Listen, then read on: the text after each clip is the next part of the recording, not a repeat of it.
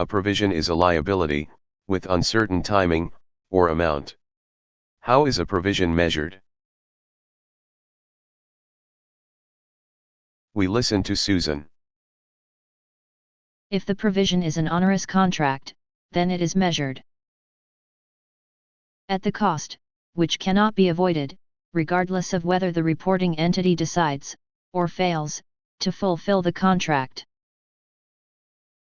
which is equal to the least net cost that will be incurred, if the reporting entity fails, to fulfill the contract, or which is the lower amount between, the costs that will be incurred, if the reporting entity decides, to fulfill the contract, or the damages that will be incurred, if the reporting entity fails, to fulfill the contract. If the provision is not an onerous contract, then it is measured at the pre-tax best estimate of the expenditure required to settle the present, or probable, obligation, on the reporting date. Provisions, except onerous contracts, are measured at the pre-tax best estimate of the expenditure required to settle the present, or probable, obligation, on the reporting date. What is that pre-tax best estimate?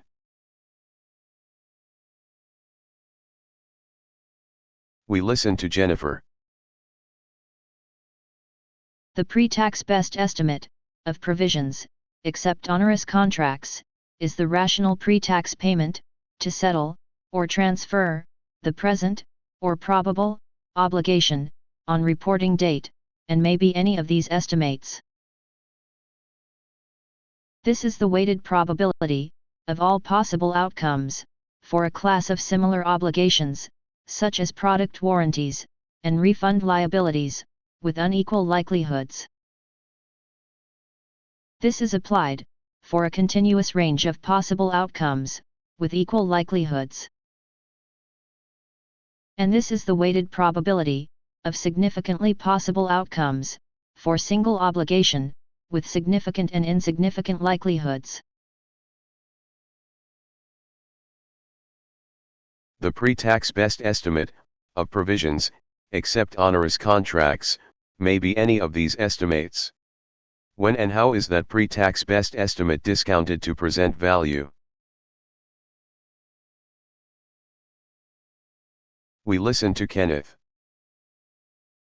When the effect of the time value of money is material, the pre-tax best estimate of provisions, except onerous contracts, is discounted to present value, using a pre-tax discount rate, which reflects current market assessments of these elements. The pre-tax discount rate must reflect current market assessments of the time value of money. The pre-tax discount rate must also reflect current market assessments of the risks that are not reflected in the pre-tax best estimate. The pre-tax discount rate must reflect current market assessments of these elements. How is consistency achieved between the pre-tax best estimate and the pre-tax discount rate? We listen to Mary. The pre-tax best estimate of a provision, except onerous contract, must be consistent with the pre-tax discount rate, such that if the pre-tax best estimate is expressed at current price, then that estimate is discounted at real pre-tax discount rate, excluding general inflation. But if the pre-tax best estimate is expressed at future price, then that estimate is discounted at nominal pre-tax discount rate, including general inflation.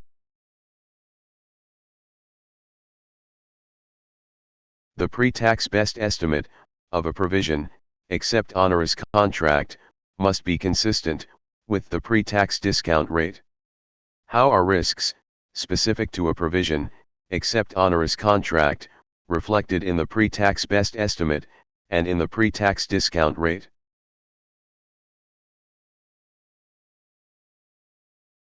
We listen to Matthew. Risks, specific to a provision, except onerous contract, are reflected, either only in the pre-tax best estimate, or only in the pre-tax discount rate, as follows. If the pre-tax best estimate is risk-adjusted,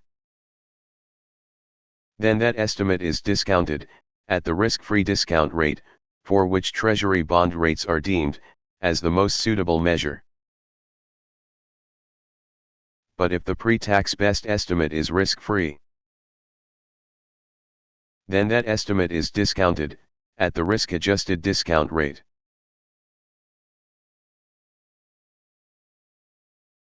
Risks, specific to a provision, except onerous contract, are reflected, either only in the pre-tax best estimate, or only in the pre-tax discount rate, like these. When a third party will reimburse some, or all, of the pre-tax best estimate, of a provision, except onerous contract, what is the accounting treatment, of the reimbursement right?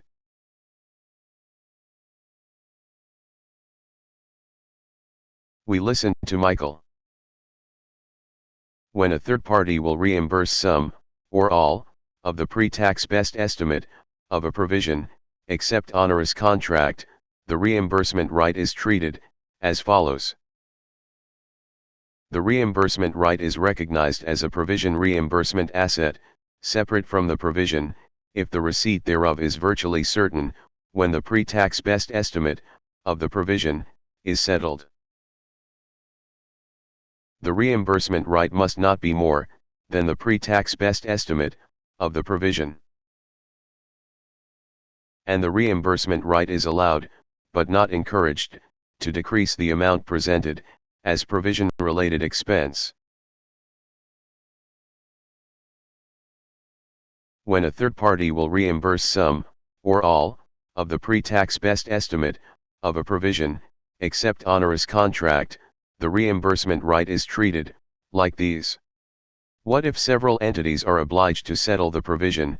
How will the reporting entity recognize the provision, and what will be the accounting treatment, of any contingent liability?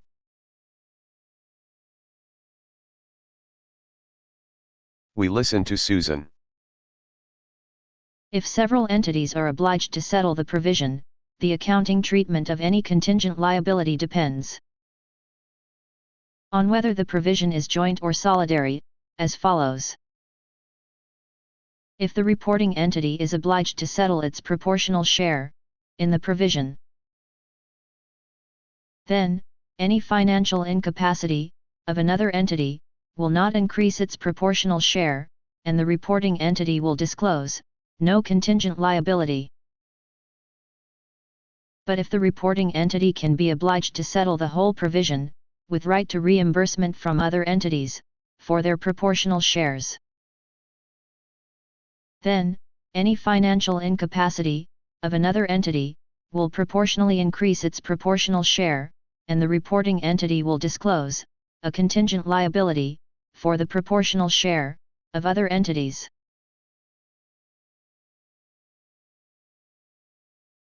Whether joint or solidary, the provision is reviewed and adjusted, to reflect the current pre-tax best estimate thereof, on each reporting date. How is that review and adjustment implemented?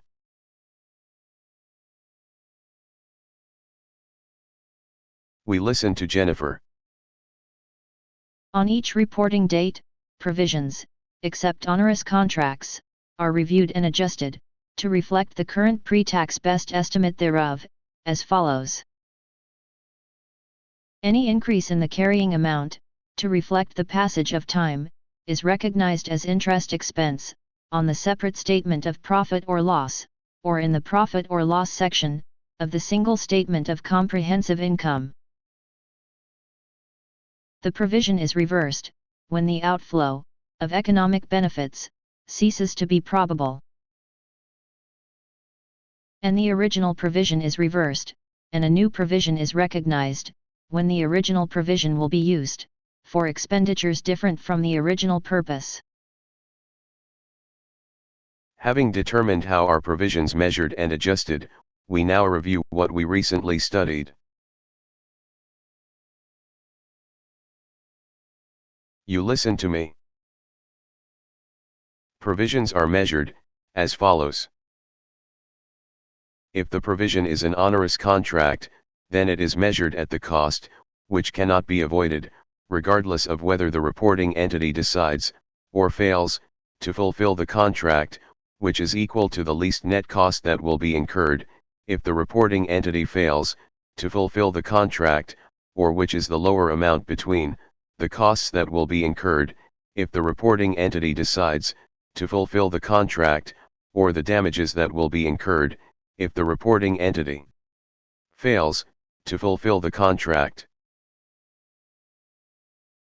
If the provision is not an onerous contract, then it is measured at the pre-tax best estimate of the expenditure required to settle the present, or probable, obligation, on the reporting date. On each reporting date, provisions, except onerous contracts, are reviewed and adjusted, to reflect the current pre-tax best estimate thereof, as follows. Any increase in the carrying amount, to reflect the passage of time, is recognized as interest expense, on the separate statement of profit or loss, or in the profit or loss section, of the single statement of comprehensive income. The provision is reversed, when the outflow, of economic benefits, ceases to be probable. And the original provision is reversed, and a new provision is recognized, when the original provision will be used, for expenditures different from the original purpose. Having reviewed what we recently studied, you now challenge your comprehension, and sharpen your mastery.